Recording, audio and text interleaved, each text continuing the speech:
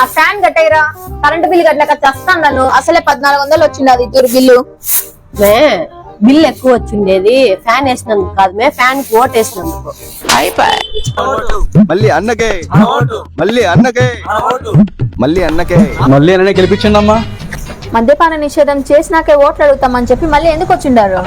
నిషేధంలో భాగంగానే కదా తల్లి రేట్లు పెంచింది. అట్నా మీ దృష్టిలో నిషేధం అంటే ఉన్న మందును తీసేసి అన్న మందు తీసుకొచ్చి రేట్లు ఎక్కువ పెట్టి అమ్ముకోవడమా? ముందు నా మగుడు సంపాదించిన దాంట్లో ఎంతో కొంత దాగా అంతో ఎంతో ఇస్తా ఉన్నాడు. ఇప్పుడు ₹1 దానికి తోడు ఈ మాయదారి మంది వల్ల నెలకు తూరి మంచాన పడతా ఉన్నాడు. ఇంకొకసారి ఆశీర్వదించండి తల్లి, ఈసారి పూర్తిగా మద్యం అనేది లేకుండా చేస్తాడు. మీ జోబు నింపుకోవడం కోసం మా పొట్ట కొట్టినారు, మా పుస్తలు పెట్టుబడిగా పెట్టినారు. మళ్ళీ ఏ మొహం పెట్టుకొని వచ్చి అడుగుతాండారు ఓట్లు?